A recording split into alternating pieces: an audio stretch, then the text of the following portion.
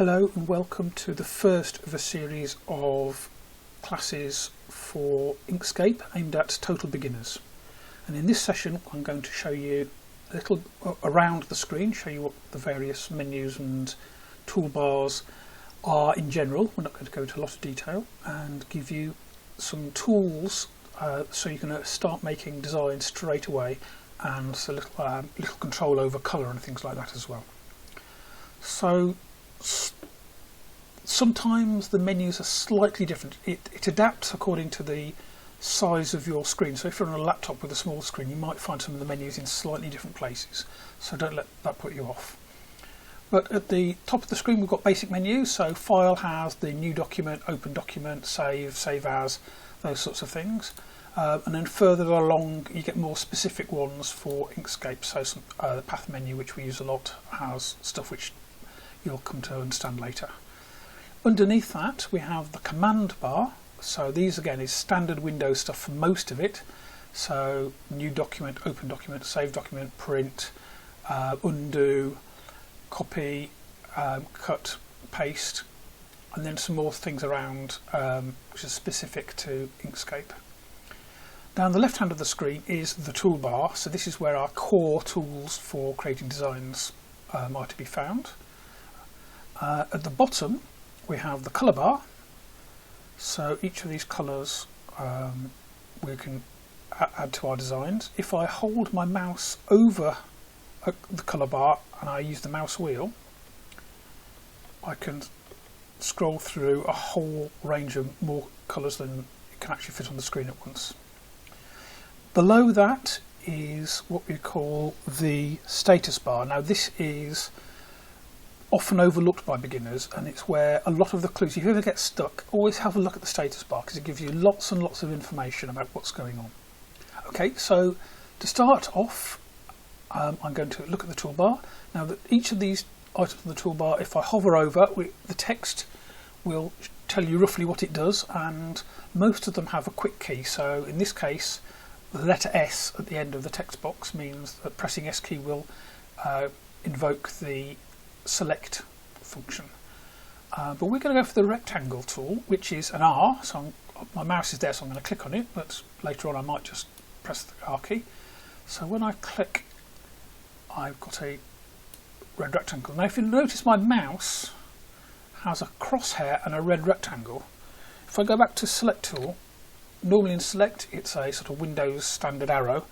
In this tool it's actually showing me a little preview of what it's going to create.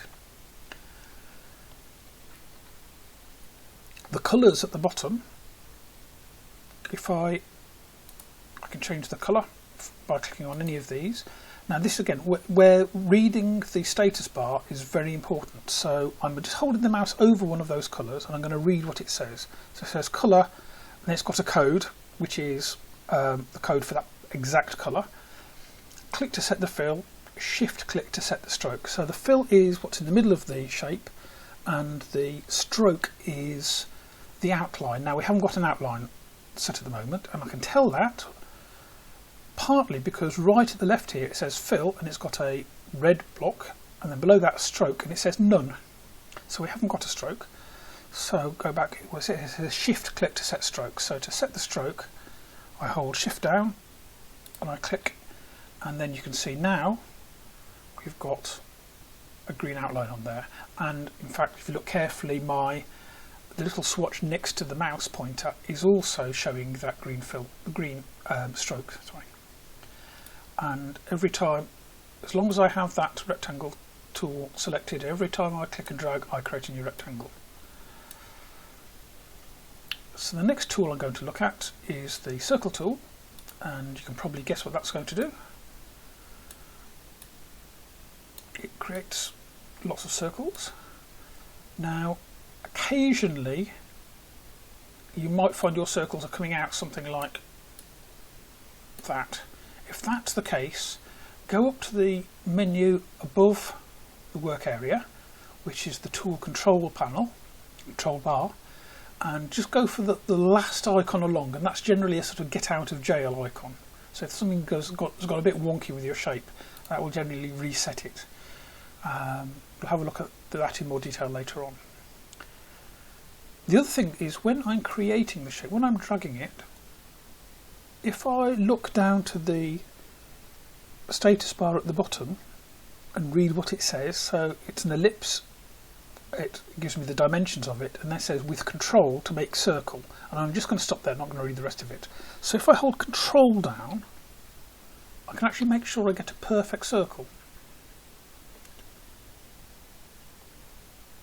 because if I don't hold control down, it's going to be very hard to get it exactly right by eye, whereas I can get it to 0.001 of a millimetre by holding control down, and that's just by reading what it says at the bottom. When in doubt, read the instructions. The third tool we're going to look at is the stars and polygons, and the quick key for that is an asterisk because it looks like a star. So I'm going to click and drag, and that's given me a lovely star. I can, if you look at the tool control bar here, it actually has two modes. So one is a polygon, a regular polygon. So if I click on that, I'm getting in this case a five-sided star, a five-sided shape, and if I click on the star, it's converted that one into a star, and it's creating stars. And in this case, reading off the bottom on the status bar, it says with control to snap the angle. So if I hold control down, I can make sure in this case that my star is pointing perfectly upwards, because you might want them in all which ways, but equally sometimes you want a bit of control. Okay, the last thing I'm going to show you in this session is something about colour. So we've looked at the swatches at the bottom, and we can basically, clicking and shift clicking, we can start create on any of these.